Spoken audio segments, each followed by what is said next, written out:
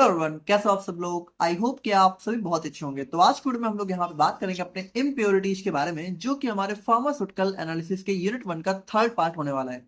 अब यहाँ पे देखिए, अगर हम लोग यहाँ पे इम्प्योरिटीज वाले चैप्टर को देखें तो वैसे देखिए इसके अंदर आप लोग का एक टॉपिक और भी दे रखा है, जो कि हमारा लिमिट टेस्ट आ जाता है। अब देखिए लिमिट टेस्ट यहाँ पे दे तो इसी के अंदर रखा है और है ये पार्ट में इम्प्योरिटीज का है, लेकिन लिमिट टेस्ट अपने आप में इतना लेंदी टॉपिक है कि अगर हमने दोनों को साथ में कवर किया तो लेक्चर 2 घंटे से भी क्रॉस कर जाएगा। इसलिए हम लोग यहाँ पे क्या करेंगे कि इम्प्योरिटीज यानी कि देखिए यहाँ से लेके और यहाँ तक का टॉपिक हम लोग आज की वीडियो में देखेंगे। और उसके बाद देखिए जो लिमिट टेस्ट आप लोग का दे रखा है, तो ये लिमिट टेस्ट क्या है और कौन कौन से लिमिट टेस्ट दे रखे हैं, इन सबको हम लोग यहाँ पे एक नेक्स्ट वीडियो में डिस्कस कर लेंगे। तो यहाँ पे देखिए, इससे पहले हमने यहाँ पे इंट्रोडक्शन टू फार्मास्यूटिकल एनालिसिस और एरर्स को ऑलरेडी अपलोड कर दिया है। आपने नहीं देखा है तो इसकी प्लेलिस्ट आप लोग यहाँ पे चेक कर लीजिएगा, हमारे चैनल पे अवेलेबल है। बाकी इसकी जो भी नोट्स वगैरह होंगी वो आप लोग को हमारे ऐप इम्परफेक्ट फार्मेसी पर देखने को मिल जाएगी, तो वहां जाके आप नोट्स को एक्सेस कर सकते हैं। डिस्क्रिप्शन एंड कमेंट बॉक्स में आप लोग को हमारे व्हाट्सएप और टेलीग्राम चैनल का लिंक मिल जाएगा, उसको भी आप जरूर ज्वाइन कर लीजिएगा, ताकि फर्स्ट सेम से रिलेटेड जो भी अपडेट्स हैं वो आप लोग को मिलती रहे। बाकी इन सारी बातों के साथ मेरा नाम है हर्षित पांडे। आप लोग कॉपी पेन लेके बैठ जाइए और हम लोग अपना आज का वीडियो स्टार्ट करते हैं।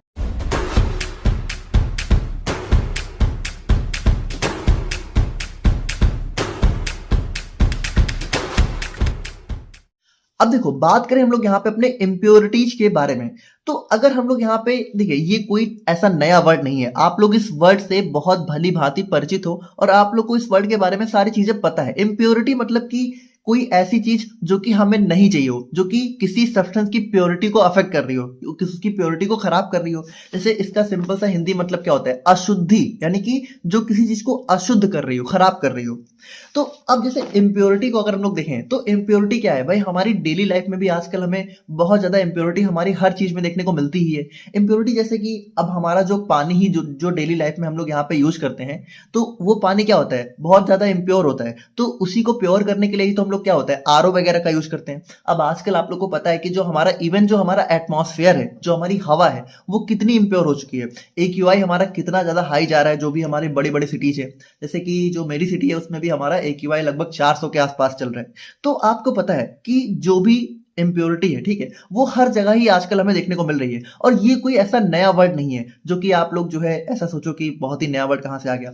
अब बेसिकली यहाँ पे क्या है कि इम्प्योरिटी को हम लोग कहां देखने वाले हैं, इम्प्योरिटी इन फार्मास्यूटिकल सब्सटेंसेज, यानी कि बेसिकली जो दवाएं हैं, तो दवाओं में किस तरीके से हमारी इम्प्योरिटी आ सकती है और उसकी वजह से दवा की क्वालिटी या फिर दवा कैसे इफेक्ट होती है। और अगर इम्प्योरिटी आती है तो हम लोग कैसे क्या क्या चीजें अपना सकते हैं इसको दूर करने के लिए। तो वही सारी चीजें हम लोग यहाँ पे आज की वीडियो में देखने वाले हैं। जैसे सिंपल सी बात है कि जो भी मेडिसिन हम लोग बनाते हैं, तो हमारी क्या कोशिश रहती है कि जो भी फाइनल जो दवा बनके तैयार होती है, उसकी क्वालिटी क्या हो, बहुत अच्छी हो, है ना, वो बिल्कुल सेफ हो, और उसकी जो एफिकेसी है, मतलब कि जो काम करने का उसका तरीका है, वो अपना कह सकते हो बेस्ट हो। लेकिन अगर मान लो ये जो दवा है इसमें थोड़ी सी अमाउंट में भी इम्प्योरिटी वगैरह आ गई, या फिर कह सकते हो इम्प्योर हो गई दवा, तो यहाँ पे क्या होगा, उसकी जो क्वालिटी, सेफ्टी, एफिकेसी, ये तीनों ही चीजें यहाँ पे अफेक्ट हो जाएंगी।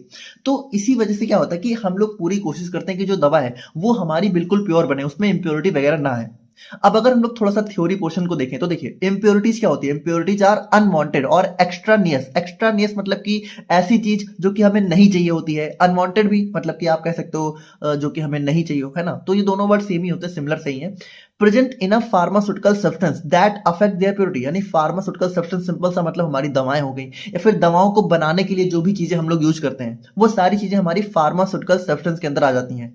तो अगर हमारा जो भी दवाएं हैं उसमें अगर कोई भी ऐसी चीज प्रेजेंट है जो कि हमें नहीं चाहिए हो, या फिर वो उसकी प्योरिटी को अफेक्ट कर रही हो, ठीक है, तो उसी चीज को हम लोग इम्प्योरिटी बोल देते हैं। बाकी देखिए, impurities can affect the quality, safety and efficacy of medicine. तो यहाँ पे देखिए सिंपल सी बात है कि जो इम्प्योरिटी है वो क्या क्या हमारी जो मेडिसिन है उनकी क्वालिटी को खराब कर सकती है, उनकी सेफ्टी, हो सकता है कि जो इम्प्योरिटी है वो इतनी हार्मफुल हो कि उसको लेने के बाद जो है वो सेफ ही ना रहे दवा, है ना, वो दवा हो सकता है अपना हार्मफुल इफेक्ट शो कर दे। और एफिकेसी मतलब आप दवा जिस चीज के लिए ले रहे हो सकता है वो काम ही ना करे। जैसे मान लो आप दवा दर्द को कम करने के लिए ले रहे हो और अगर दर्द कम ही ना हो, ऐसी चीजें भी हो सकती हैं। तो इम्प्योरिटी हमारी दवा की क्वालिटी, सेफ्टी, एफिकेसी, इन तीनों ही चीजों को अफेक्ट कर सकती है। तो इसीलिए क्या होता है, so their control is very important. तो इनको कंट्रोल करना हमारे लिए बहुत इंपॉर्टेंट हो जाता है। नाउ अगर हम लोग यहाँ पे देखें कि कॉमनली जो है इम्प्योरिटी किस किस फॉर्म में हो सकती है।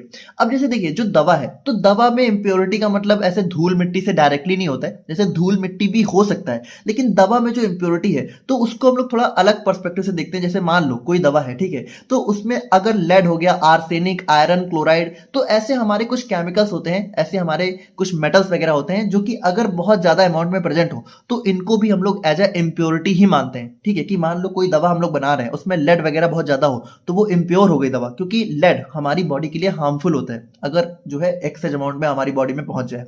तो देखिए इन सभी चीजों को ही हम लोग एज ए इम्प्योरिटी जो है ट्रीट करते हैं। नाउ अगर हम लोग यहाँ पे अपने टाइप्स ऑफ इंप्योरिटीज की बात करें तो देखिए इंप्योरिटीज को हम लोग यहाँ पे 3 टाइप में क्लासिफाई कर सकते हैं। पहला हो गया ऑर्गेनिक इंप्योरिटीज, दूसरा हो गया इनऑर्गेनिक इंप्योरिटीज एंड थर्ड हमारा हो जाता है रेसिडुअल सॉल्वेंट्स। अब इन तीनों को थोड़ा सा देखिए, सबसे पहले ऑर्गेनिक और इनऑर्गेनिक, इन दोनों वर्ड को समझना हमें बहुत जरूरी है। अब आई नो कुछ लोगों को पता है, बट थोड़ा सा बेसिक इंट्रोडक्शन ले लेते हैं। जैसे देखो, ऑर्गेनिक का सिंपल सा मतलब क्या होता है कि हमारे ऐसे कंपाउंड जिनके अंदर हमें कार्बन और हाइड्रोजन जो है एक साथ देखने को मिलते हैं। तो अगर कहीं भी आप लोगों को कार्बन और हाइड्रोजन एक साथ देखने को मिले तो वो हमारा ऑर्गेनिक कंपाउंड होता है। जैसे कि हमारा CH4 हो गया, C2H5OH हो गया, तो ये सारे हमारे क्या होते हैं, ऑर्गेनिक कंपाउंड्स होते हैं। और इनऑर्गेनिक का मतलब क्या होता है, इनऑर्गेनिक का मतलब वो कंपाउंड्स जो कि जिनके अंदर हमारा कार्बन और हाइड्रोजन एक साथ ना हो। देखो ये इंपॉर्टेंट चीज है कि कार्बन हाइड्रोजन हो सकता है लेकिन ये दोनों एक साथ कभी नहीं होंगे। जैसे एग्जांपल के लिए H2O, तो H2O क्या है, वाटर है। अब वाटर में देखो हाइड्रोजन है लेकिन इसके साथ कार्बन नहीं है, तो ये हमारा क्या है, ये हमारे टाइप का इनऑर्गेनिक है। ऑल्दो इसमें हाइड्रोजन है लेकिन कार्बन नहीं है साथ में ना, तो ये हमारा इनऑर्गेनिक हो गया। जैसे CO2, अब CO2 क्या है, इसमें भी हमारा कार्बन है लेकिन कार्बन के साथ हाइड्रोजन नहीं है, तो CO2 हमारा क्या हो गया, इनऑर्गेनिक हो गया। तो इसी तरीके से NaCl, मतलब कार्बन हाइड्रोजन अगर साथ में नहीं है, इसके अलावा जितने भी कंपाउंड हमारे इस वर्ल्ड में एग्जिस्ट करते हैं वो सारे हमारे इनऑर्गेनिक के अंदर आ जाते हैं। और यहाँ पे हम लोग देख भी क्या रहे हैं, यहाँ पे हम लोग देख रहे हैं अपने फार्मास्यूटिकल इनऑर्गेनिक केमिस्ट्री को। तो अगर आप लोग देखो ना, तो जो आप लोग का आने वाला सेमेस्टर होगा सेकंड सेम, वहां पे आप लोग को पढ़ना है फार्मास्यूटिकल ऑर्गेनिक केमिस्ट्री। और इनऑर्गेनिक केमिस्ट्री आप लोग को सिर्फ फर्स्ट सेम में ही पढ़ना है। इसके बाद आप लोग को ऑर्गेनिक केमिस्ट्री के 3 पार्ट आने वाले सेमेस्टर्स में पढ़ने होंगे, ठीक है। तो वो चीज हम लोग बाद में देखेंगे, बट आप लोग सिंपली समझ गए। तो अब देखो इनऑर्गेनिक इंप्योरिटीज का मतलब क्या हो गया। इनऑर्गेनिक इंप्योरिटीज मतलब ऐसी इंप्योरिटीज जो कि कह सकते हो हमारा, मान लो जैसे कि NaCl वगैरह हो गया, आर्सेनिक, लेड, ये सारे जो हमारे कंपाउंड होते हैं ये इनऑर्गेनिक कंपाउंड्स होते हैं। तो इनकी वजह से अगर कोई इंप्योरिटी आ रही है, मतलब इनऑर्गेनिक कंपाउंड्स या फिर इनऑर्गेनिक मेटल्स की वजह से अगर कोई इंप्योरिटी आ रही है तो वो हमारी इनऑर्गेनिक इंप्योरिटी के अंदर आ जाती है। अब देखो जो इनऑर्गेनिक इंप्योरिटी है, सिंपल सी बात है, ये नॉन कार्बन सब्सटेंस होते हैं जो कि हमारे ड्रग में प्रेजेंट हो सकते हैं, है ना। और बाकी देखिए they mainly come from reagent, catalyst, water और इक्विपमेंट यूज्ड इन मैन्युफैक्चरिंग।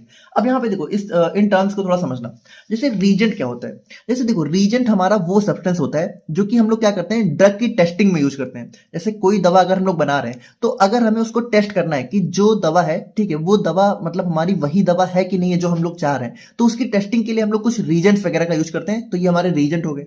अब वाटर, तो देखिए वाटर का हम लोग यहाँ पे यूज करते ही रहते हैं अपनी दवाओं को बनाने में, तो वाटर तो सिंपल सी बात है। और उसके बाद यहाँ पे जैसे इक्विपमेंट हो गया, तो इक्विपमेंट तो हमारे, आपको पता है जो इंडस्ट्री में जब दवाएं बनती हैं तो बहुत सारे इक्विपमेंट यूज होते हैं। और देखो यहाँ पे क्या एक टर्म और क्या है हमारा, कैटालिस्ट। अब कैटालिस्ट क्या होता है, कैटालिस्ट हमारा एक ऐसा कह सकते हो ऐसा सब्सटेंस होता है जो कि किसी केमिकल रिएक्शन को बहुत फास्ट कर देता है, स्लो भी कर सकता है, लेकिन ज्यादातर केस में आप मान के चलो कि कैटालिस्ट के यूज से हमारी केमिकल रिएक्शन बहुत ही तेजी से और बहुत ही इजीली हो जाती है। तो अगर मान लो जैसे जो रीजेंट हम लोग ड्रग की टेस्टिंग में यूज कर रहे हैं, जो वाटर हम लोग यहाँ पे यूज कर रहे हैं इसको बनाने में, जिन इक्विपमेंट्स का हम लोग यूज कर रहे हैं, या फिर जो कैटालिस्ट हम लोग यूज कर रहे हैं, अगर इन सभी के अंदर ही कोई इंप्योरिटी हो गई तो वो क्या होगा, वही इंप्योरिटी हमारी ड्रग में भी तो एंटर कर जाएगी। तो इन सभी चीजों की वजह से हमारी इनऑर्गेनिक इंप्योरिटीज हमारे ड्रग के अंदर आ सकती हैं।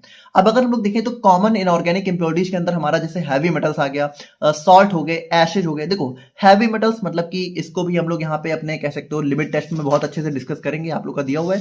बाकी सिंपली समझो कि हमारे मेटल्स ही होते हैं, ठीक है, थोड़ा सा इनका मॉलिक्यूलर वेट ज्यादा होता है। और सॉल्ट हो गया, और एसेज का मतलब जैसे बची हुई राख, अवशेष हो गया। तो इन सभी चीजों की वजह से हमारी इनऑर्गेनिक इंप्योरिटी हमें देखने को मिल सकती है।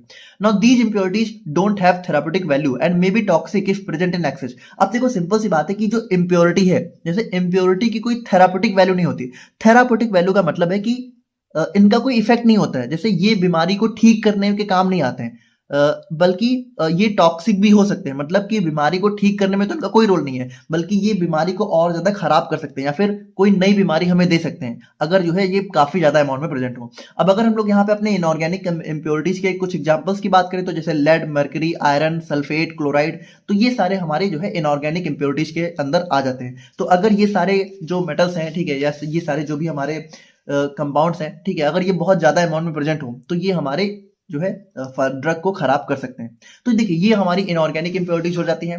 नाउ नेक्स्ट हम लोग यहाँ पे बात करें अपने ऑर्गेनिक इम्प्योरिटीज के बारे में।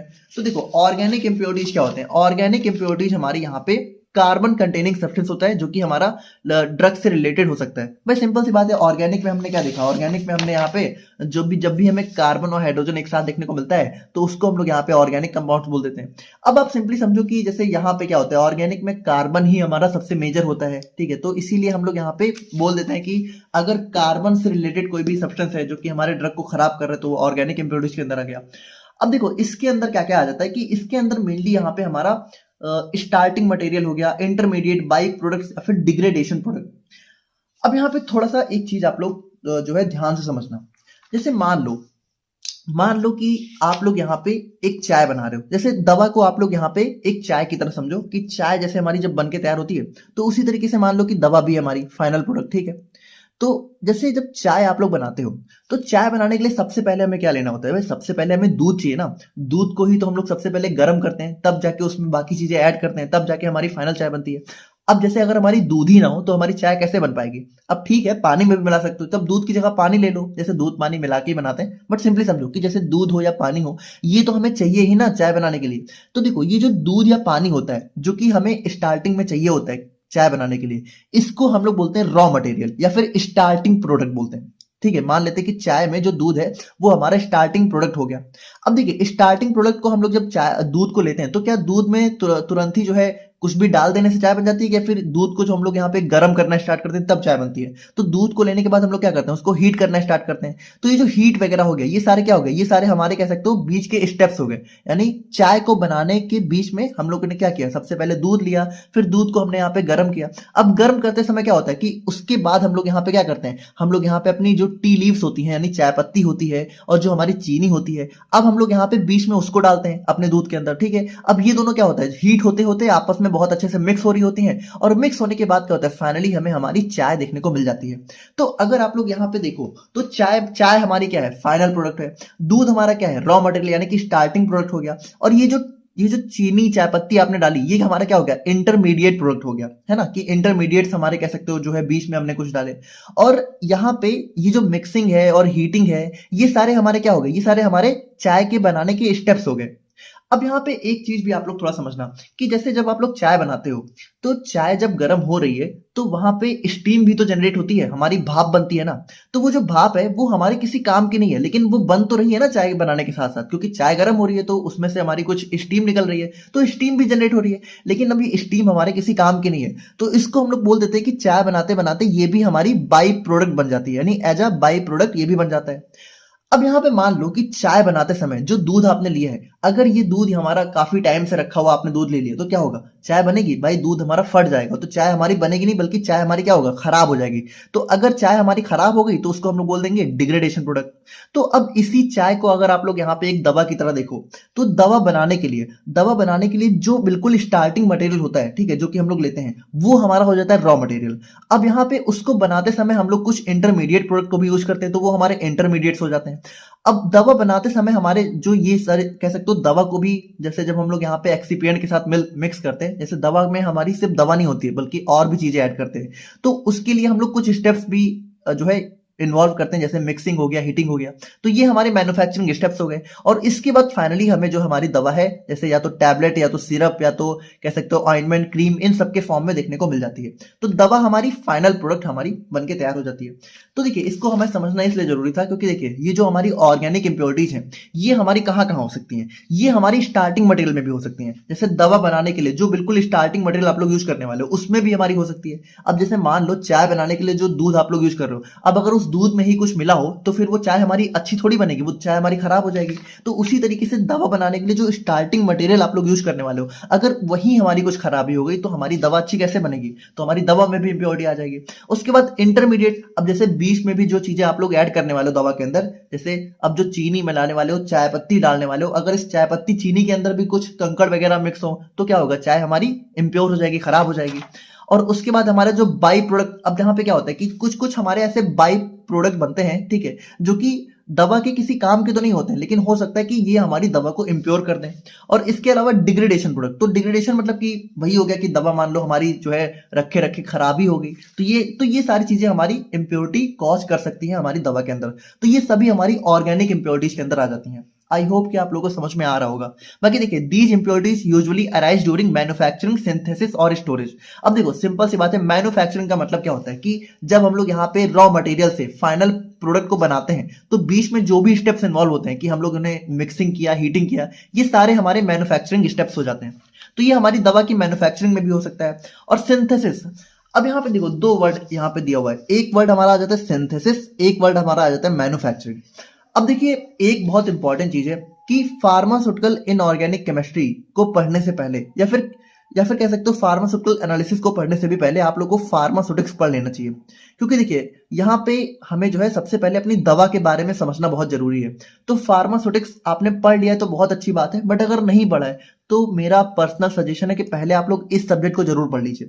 तो फार्मास्यूटिक्स अगर आपने पढ़ लिया है तो यहाँ पे आप लोग को पता होगा कि जो दवा है, ठीक है, तो जो ड्रग है और मेडिसिन है, ये दोनों दो डिफरेंट चीजें होती हैं। जैसे जो ड्रग है ये क्या होता है, ये हमारा वो मेन सब्सटेंस होता है जो कि अपना इफेक्ट शो करता है। और मेडिसिन क्या होती है, वो हमारी फाइनल डोजेज फॉर्म होती है, जैसे कि टैबलेट और सिरप, ये हमारी मेडिसिन है। और जो टैबलेट और सिरप के अंदर जो मेन एक्टिव इंग्रेडिएंट है वो हमारा ड्रग होता है। तो अब एक चीज समझो, दो वर्ड होते हैं, एक होता है सिंथेसिस। सिंथेसिस का मतलब होता है फॉर्मेशन ऑफ ड्रग, यानी कि अगर जो ड्रग है, ठीक है, तो ड्रग कैसे बन रही है, तो इस प्रोसेस को हम लोग बोलते हैं सिंथेसिस। और इस ड्रग से हम लोग दवा कैसे बना रहे हैं, यानी कि फाइनल जो हमारी मेडिसिन है वो कैसे बन रही है, इस प्रोसेस को हम लोग बोलते हैं मैन्युफैक्चरिंग। जैसे एग्जांपल के लिए आप लोग समझो कि जो पैरासीटामॉल है ये हमारी क्या है, ये हमारी ड्रग है। और जो पैरासीटामॉल की टैबलेट है ये क्या है, ये हमारी मेडिसिन है। तो जो पैरासीटामॉल ड्रग है ये कैसे बन रही है, तो ये हमारी बेसिकली दो केमिकल्स होते हैं, पैरा अमीनोफिनॉल और एसिटिक एनहाइड्राइड। तो ये इनकी रिएक्शन के थ्रू बनती है। तो यहां पे देखो जो पैरासीटामॉल ड्रग है ये कैसे बन रही है, इस प्रोसेस को हम लोग बोलते थे सिंथेसिस। यानी जब पैरा अमीनोफिनॉल और एसिटिक एनहाइड्राइड इन दोनों के बीच में रिएक्शन हुई तो हमारा पैरासीटामॉल बना, तो इस प्रोसेस को हम लोग बोलते हैं सिंथेसिस। लेकिन अब इस पैरासीटामॉल जो ड्रग हमारा बना है, इसमें हम लोग और भी कुछ अदर चीजें, जैसे कि हमारा बाइंडिंग एजेंट हो गया, ठीक है, हमारे कुछ एडिटिव्स को मिला कि हमारी टैबलेट कैसे बनाएंगे, इस प्रोसेस को हम लोग बोलते थे मैन्युफैक्चरिंग। तो हो सकता है कि जब हम लोग यहाँ पे दवा को बना रहे हो, जैसे मान लो हम लोग जब पैरासीटामॉल बना रहे हैं, ठीक है, तो तब भी हो सकता है कि हमारा पैरा अमीनोफिनॉल या फिर एसिटिक एनहाइड्राइड जो हम लोग यूज करने वाले हैं, इनमें ही हो सकता है कुछ इंप्योरिटी हो, तो उसमें भी प्रॉब्लम हो सकती है। और मैन्युफैक्चरिंग यानी कि जब हम लोग यहाँ पे पैरासीटामॉल, हमारी ड्रग बिल्कुल तैयार हो गई है, हो सकता है ये बिल्कुल सही हो, लेकिन इसमें जो हम लोग और भी चीजें ऐड करने वाले हो, अगर वहां ही कुछ प्रॉब्लम हुई तो वहां की वजह से भी हमारी फाइनल टैबलेट के अंदर इंप्योरिटी आ सकती है। और इसके अलावा स्टोरेज, तो देखिए स्टोरेज का भी क्या होता है कि कुछ कुछ हमारी ऐसी दवाएं होती हैं जिनको हमें एक प्रॉपर टेम्परेचर पे स्टोर करना होता है। जैसे कुछ कुछ ऐसी दवाएं हैं जिनको हमें थोड़ा सा लो टेम्परेचर पे स्टोर करना है, कुछ कुछ ऐसी हैं जिनको हाई टेम्परेचर पे। अब मान लो जिसको लो टेम्परेचर पे करना है उसको आपने हाई टेम्परेचर पे रख दिया तो क्या होगा, वो खराब हो जाएगी। यानी स्टोरेज की वजह से भी हमारी दवा खराब हो सकती है, उसमें इंप्योरिटी आ सकती है। बाकी देखिए some time they form due to chemical reaction like oxidation, hydrolysis और फोटो डिग्रेडेशन। अब देखो सिंपल सी बात है, ऑक्सीडेशन का मतलब होता है कि हमारा ऑक्सीजन की प्रेजेंस में रिएक्शन हो जाना, ठीक है, ऑक्सीजन का एडिशन हो जाना।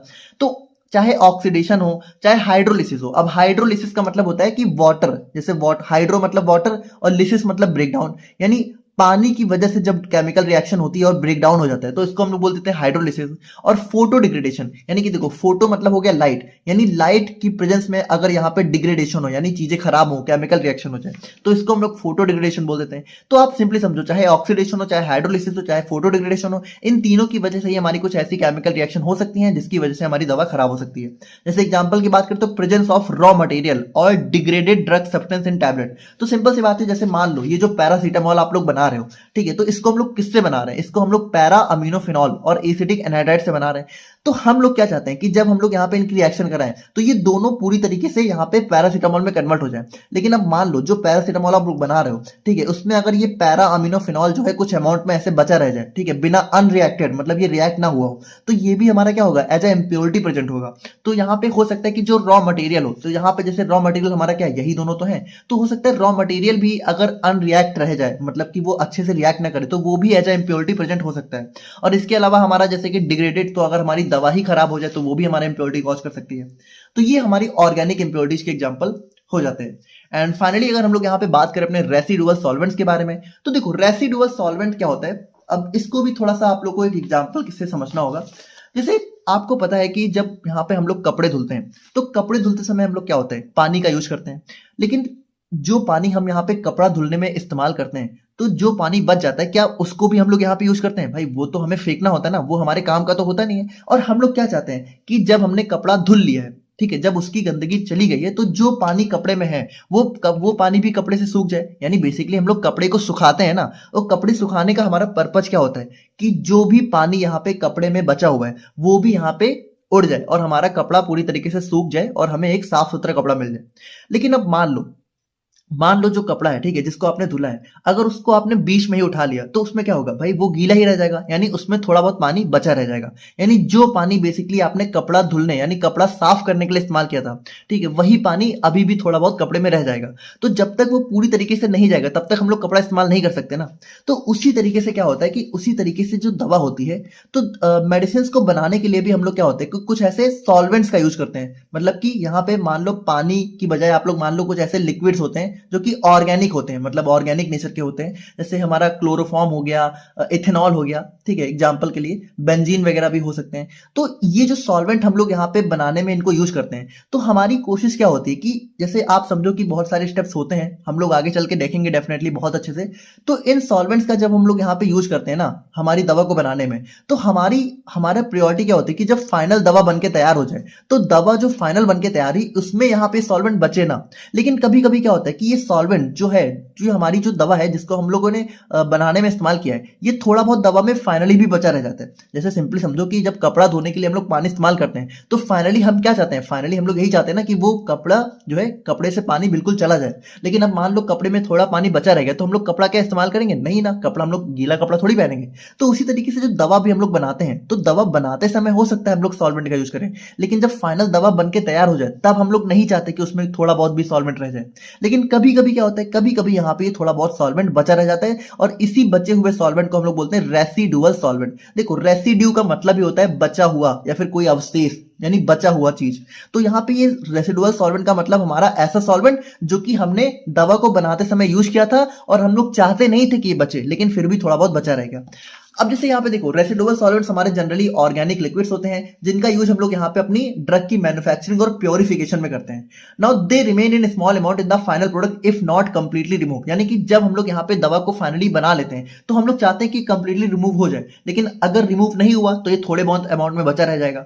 अब यहाँ पे देखो, ये जो सॉल्वेंट है ना, इनको भी हम लोग सिर्फ दवा को कह सकते हो बनाने में या फिर इसकी प्योरिफिकेशन में यूज करते हैं। हम लोग ये नहीं चाहते कि ये दवा में फाइनली रह जाए, क्योंकि इसका कोई खुद का थेरापेटिक बेनिफिट नहीं होता है। मतलब ये सॉल्वेंट कोई इफेक्ट नहीं शो करते, यानी कि ये बीमारी को ठीक नहीं करते। ये बस हम लोग दवा को बनाने में इस्तेमाल करते हैं क्योंकि इनकी जरूरत पड़ जाती है हमें।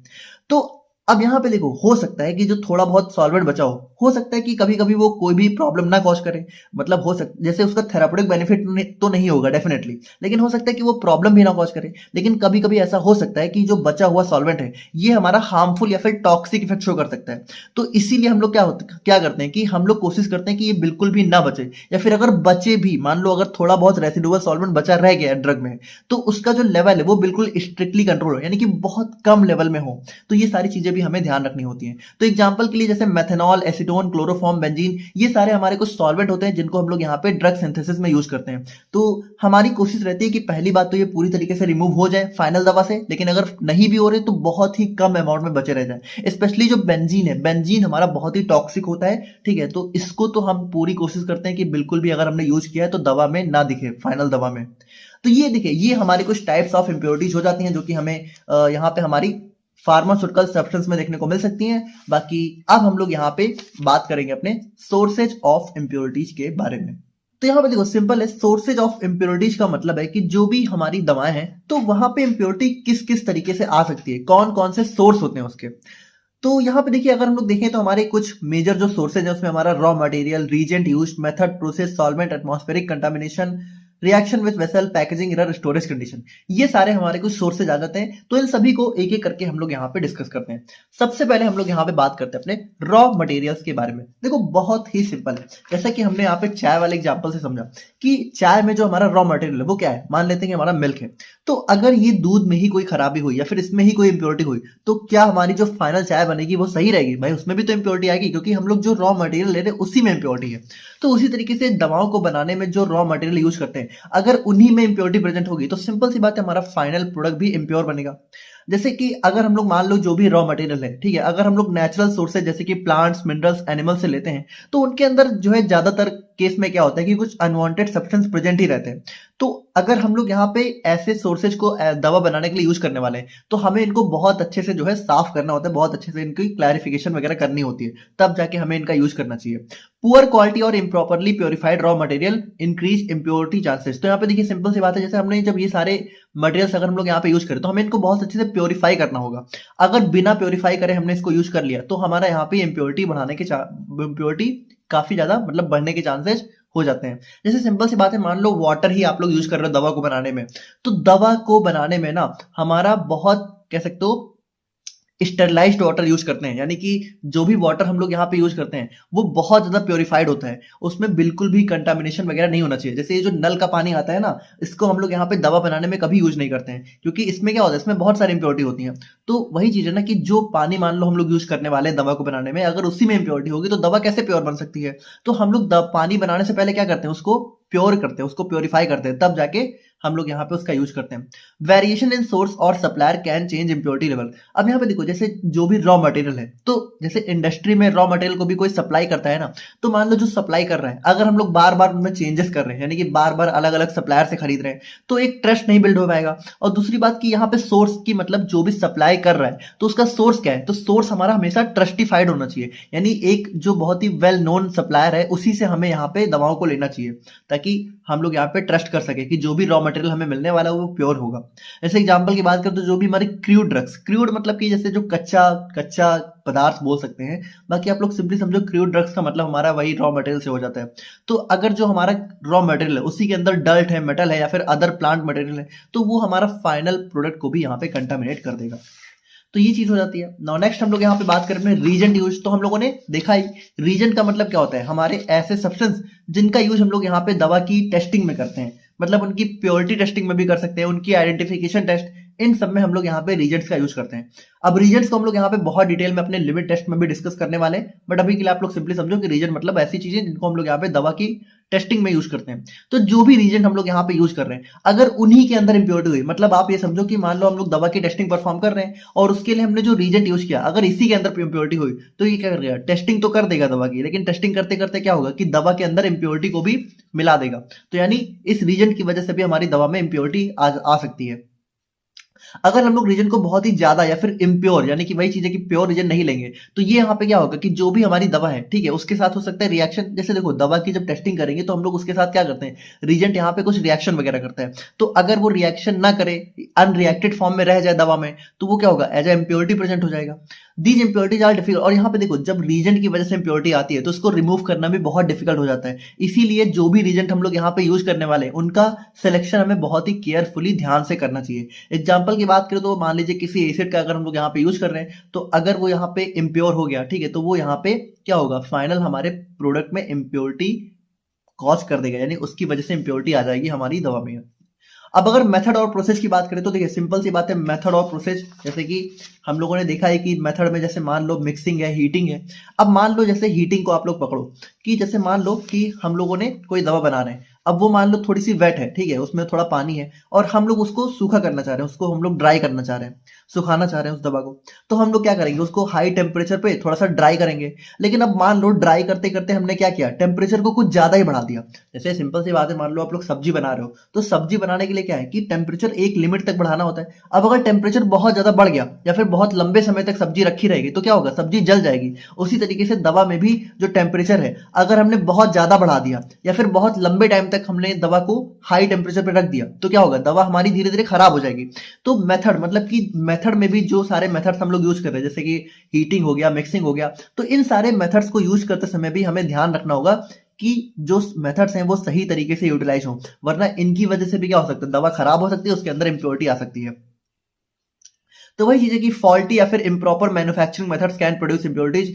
इनकम्प्लीट रिएक्शन, तो यहाँ पे वही चीज है कि मान लो जैसे हमने देखा था कि पैरासीटामोल जो ड्रग है, तो इसकी सिंथेसिस हमारी कैसे होती है, जो हमारा पैरा अमीनोफिनॉल है और एसिटिक एनहाइड्राइड है, ये दोनों मिलके इसको बनाते हैं। अब अगर मान लो इन दोनों के बीच में रिएक्शन अच्छे से ना हो और थोड़ा बहुत जो पैरा अमीनोफिनॉल है ये as it is raw form में इसके अंदर प्रेजेंट रहे, तो यह क्या होगा, ये हमारा इंप्योरिटी कॉज कर देगा। क्योंकि हमें ये नहीं चाहिए, बल्कि हमें चाहिए कि ये दोनों रिएक्ट करके पैरासीटामोल बना दें। अगर ये सिर्फ अकेला ऐसे बचा रह गया तो ये इंप्योरिटी कॉज कर सकता है। Side reaction can form unwanted chemical compound, और यहाँ पे देखिए साइड रिएक्शन मतलब कि जो बाई प्रोडक्ट हमारे साथ साथ में बन जाते हैं, तो कभी कभी ऐसा बाई प्रोडक्ट बन सकता है जो कि हमारे लिए हार्मफुल हो जाए, तो वो भी इंप्योरिटी बना सकता है। उसके बाद देखो पुअर कंट्रोल, तो यही चीज है कि मान लो टेम्परेचर हमने कुछ ज्यादा ही बढ़ा दिया। पीएच, पीएच भी आपको पता है जैसे बहुत कम पीएच पे एसिडिक हो जाता है, बहुत ज्यादा पीएच पे। अब पीएच वगैरह आपको नहीं पता तो इसको भी हम लोग यहाँ पे बहुत डिटेल में डिस्कस करेंगे, बट आप लोग सिंपली समझो कि पीएच हो गया, टेम्परेचर हो गया, और टाइम मतलब कि कितने टाइम तक हमने, मान लो टेम्परेचर अगर हम लोग बढ़ा भी रहे हैं तो कितने टाइम तक बढ़ाना है। तो इन सभी चीजों की वजह से भी हमारा क्या होता है, अगर हमें कंट्रोल हमारा पुअर है, मतलब हमने अच्छे से कंट्रोल नहीं किया, तो इसकी वजह से भी हमारी दवा खराब हो सकती है, उसके अंदर इंप्योरिटी आ सकती है। जैसे एग्जांपल के लिए over heating causing decomposition product, यानी ओवर हीटिंग अगर हमने कर दी तो दवा क्या हो जाएगी, डिकम्पोज हो जाएगी, खराब हो जाएगी। सॉल्वेंट्स की अगर हम लोग यहाँ पे बात करें तो सॉल्वेंट्स हमने देखा ही, जैसे कि जो भी सॉल्वेंट्स हम लोग यहाँ पे यूज कर रहे हैं प्रिपरेशन में, तो अगर वो यहाँ पे फुली रिमूव नहीं हुए तो वो क्या होगा, रेसिडुअल सॉल्वेंट की तरह रह जाएंगे एज ए इम्प्योरिटी। और इसकी वजह से क्या हो सकता है, हमने इसके बारे में डिस्कस कर ही लिया कि हमारा हार्मफुल हो सकता है अगर बहुत ज्यादा अमाउंट में प्रेजेंट हो। और यहाँ पे देखिए जो हमारी फार्माकोपिया होती है, फार्माकोपिया हमारी एक ऐसी बुक होती है जिसके अंदर दवाओं की सारी इंफॉर्मेशन होती है, मतलब दवा से रिलेटेड जितने भी टेस्ट होते हैं, दवा का नाम हो गया, उसका कलर, अपीयरेंस, ये सारी इंफॉर्मेशन इस बुक में होती है। तो इस बुक में यहाँ पे हमारे रेसिडुअल सॉल्वेंट्स की लिमिट यहाँ पे फिक्स होती है। मतलब कह सकते हो, मान लो अगर थोड़ा बहुत रेसिडुअल सॉल्वेंट रह भी गया तो कितने अमाउंट में कह सकते हो इसको टॉलरेट किया जा सकता है, कि कितना अमाउंट रह जाए तो यहाँ पे मान लो छूट दे दी जाती है, तो उसकी लिमिट यहाँ पे फिक्स होती है। जैसे मान लो कि एथेनॉल हमने यूज किया एज अ सॉल्वेंट, और अगर मान लो कि ये 2 ml रह गया, तो मान लेते हैं कि 2 ml इसकी लिमिट है, कि 2 ml तक यहाँ पे अगर ये रह जा रहा है दवा में, तो हम लोग यहाँ पे इसको मतलब छूट दे देते हैं कि चलो 2 ml है तो कोई बात नहीं। लेकिन अगर गलती से भी इसने 2 ml की बजाय 3 ml ये बचा, तो ये हमारा इम्प्योरिटी कॉज कर देगा। तो ये जो लिमिट होती है ये हमारी स्टैंडर्ड यहाँ पे मतलब फार्माकोपिया ने फिक्स कर दी है। एग्जाम्पल के लिए जो अल्कोहल होता है, तो अल्कोहल का यूज हम लोग यहाँ पे सिरप बनाने में कभी कभी करते हैं, ऐसी चीजों को डिजोल्व करने के लिए जो कि वाटर में नहीं डिजोल्व होती हैं। तो हम लोग यहाँ पे कोशिश करते हैं कि फाइनली जो सिरप बने उसमें अल्कोहल ना हो, लेकिन अगर उसमें अल्कोहल फिर भी रह गया तो यहाँ पे वो इम्प्योरिटी कॉज कर सकता है। अब देखो ऐसा नहीं कि अल्कोहल बिल्कुल नहीं होना चाहिए, सिरप में होता है अल्कोहल, लेकिन एक लिमिट पे होना चाहिए, है ना, लिमिट से ज्यादा नहीं होना चाहिए।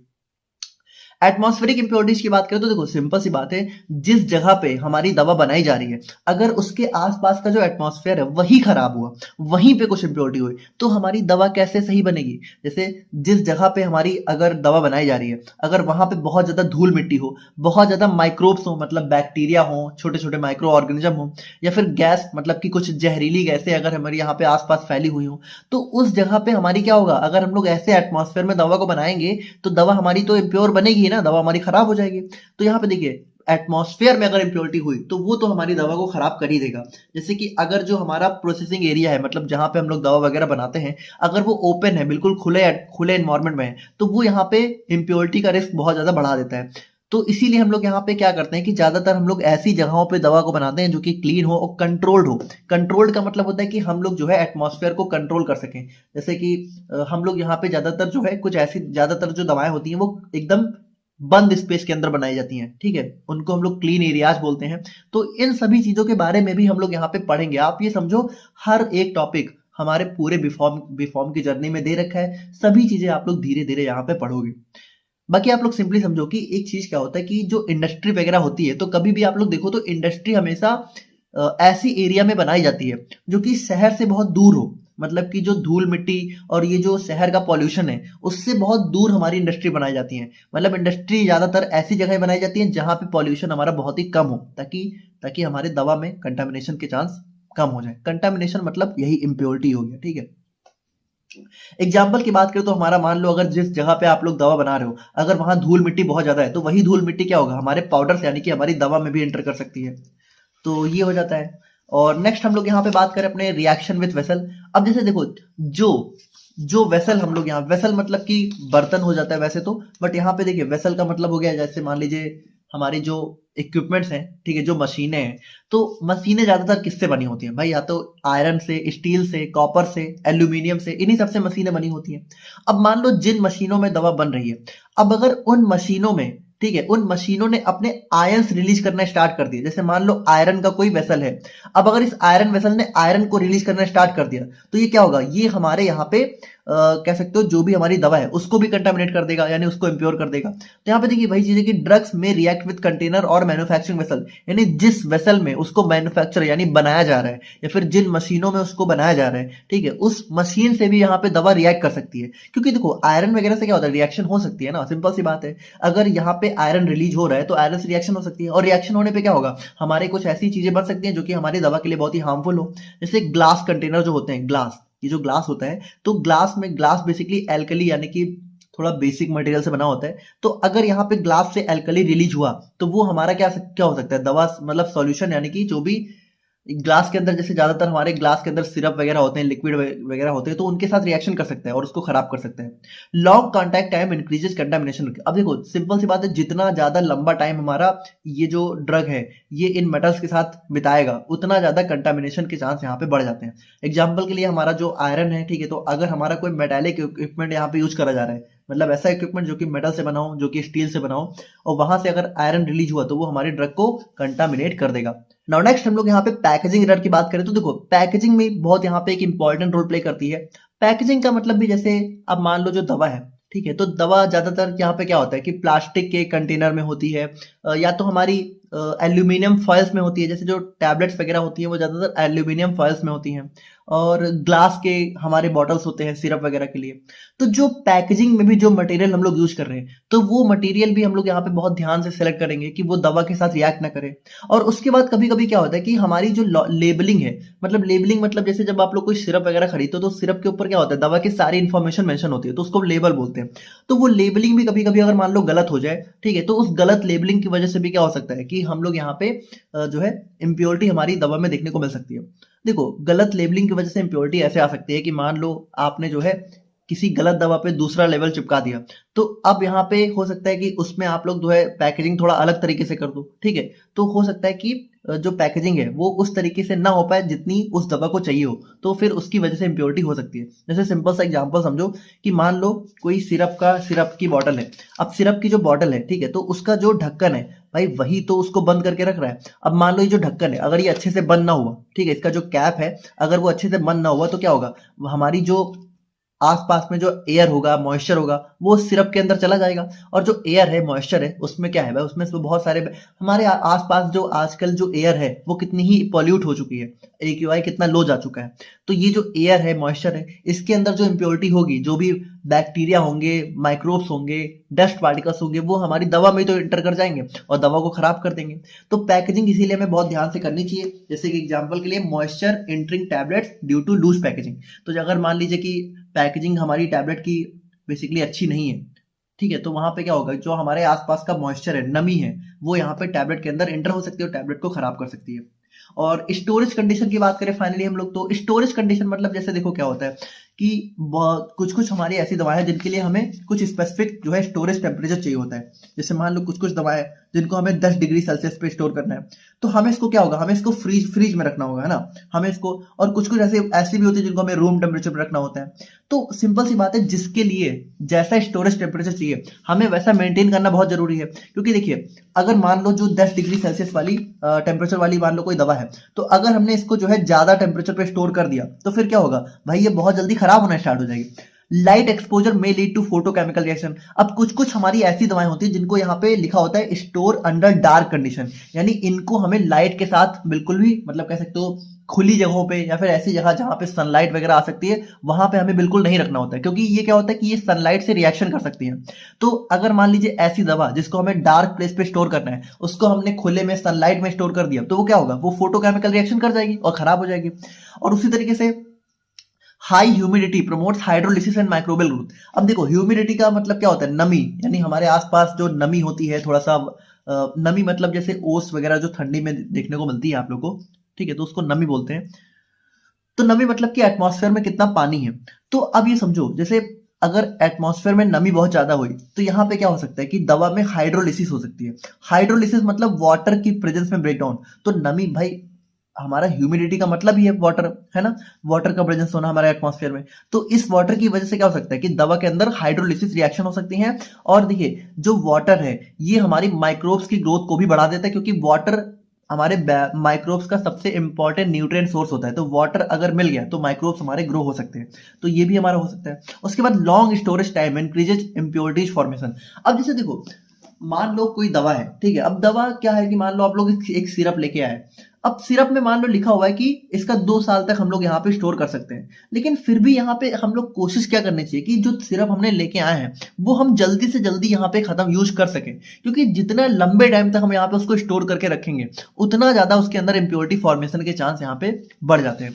जैसे एग्जाम्पल के लिए बात करें तो एंटीबायोटिक्स को अगर हम लोग यहाँ पे हीट में, मतलब कि थोड़ी गर्म जगह पे रख दें, तो फिर ये बहुत जल्दी यहाँ पे खराब होना स्टार्ट हो जाती है। तो देखो ये हमारे कुछ सोर्सेज ऑफ इम्प्योरिटीज हमें देखने को मिल सकते हैं।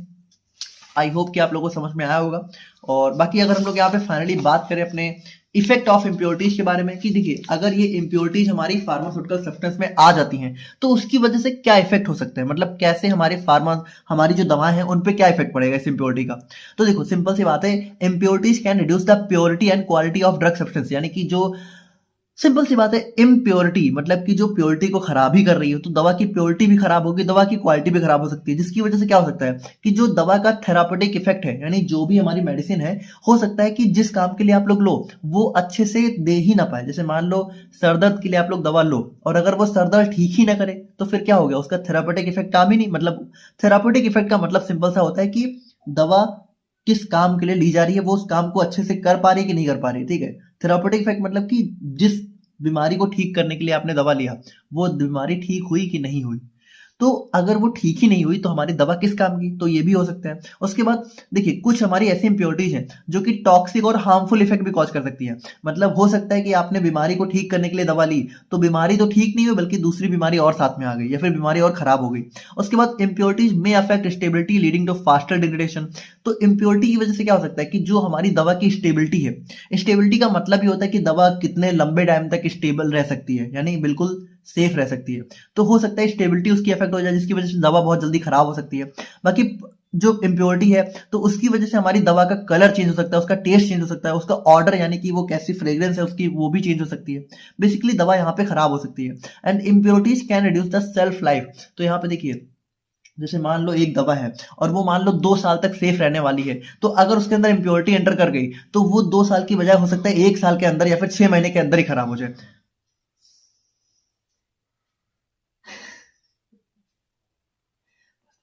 एक लाइन बची है। बाकी देखिए इम्प्योरिटीज कैन रिड्यूस द बाकी देखिए इम्प्योरिटीज बाकी देखिए impurities can reduce the self life of pharmaceutical product. तो यहाँ पे देखो जो इम्प्योरिटी है वो फार्मास्यूटिकल प्रोडक्ट की सेल्फ लाइफ को भी इफेक्ट कर सकती है। जैसे सिंपल सी बात है, मान लो कोई दवा है, अब उसकी सेल्फ लाइफ मान लो 2 साल है कि वो 2 साल तक सेफ रह सकती है। तो अगर नॉर्मल है तब तो वो 2 साल तक सेफ रह जाएगी, उसमें कोई भी इम्प्योरिटी नहीं है। लेकिन अगर उसमें इम्प्योरिटी आ गई तो हो सकता है वो 1 साल के अंदर या फिर 6 महीने के अंदर ही खराब हो जाए। तो ये भी हमारे यहाँ पे इफेक्ट देखने को मिल सकते हैं। तो देखिए यहाँ पे हमने इम्प्योरिटीज वाले टॉपिक को कंप्लीट कवर कर लिया है, जहां पे हमने इम्प्योरिटीज को देखा, इसके टाइप्स को, इसके सोर्सेज और इसके जो भी इफेक्ट है उन सभी चीजों को यहाँ पे बहुत अच्छे से डिस्कस किया है। तो आई होप कि आप लोग को सारी चीजें समझ में आ गई होंगी। एंड देखिए अगर आप लोग को वीडियो समझ में आ गया है तो अब आप लोग को स्क्रीन पे 4 एमसीक्यूज दिख रहे होंगे। इन चारों का आंसर आप लोग को कमेंट करके जरूर बताना है। तो सबसे पहला क्वेश्चन आ जाता है, organic impurities mainly arise from. तो सबसे पहला क्वेश्चन ये है, इसके 4 ऑप्शन आप लोग को कमेंट करके बताना है। दूसरा क्वेश्चन हमारा आ जाता है, इनऑर्गेनिक इम्प्योरिटीज कॉमनली इंक्लूड। तो जो इनऑर्गेनिक इम्प्योरिटीज है वो कॉमनली क्या इंक्लूड करती हैं। एंड थर्ड क्वेश्चन हमारा आता है, heavy metals in drugs are harmful mainly because they. तो जो हैवी मेटल्स हैं तो वो किस लिए यहाँ पे हार्मफुल होते हैं, मतलब ऐसा क्या होता है उनके अंदर कि वो हार्मफुल हो जाते हैं एज अ इम्प्योरिटी। तो ये भी आप कमेंट करके बताना।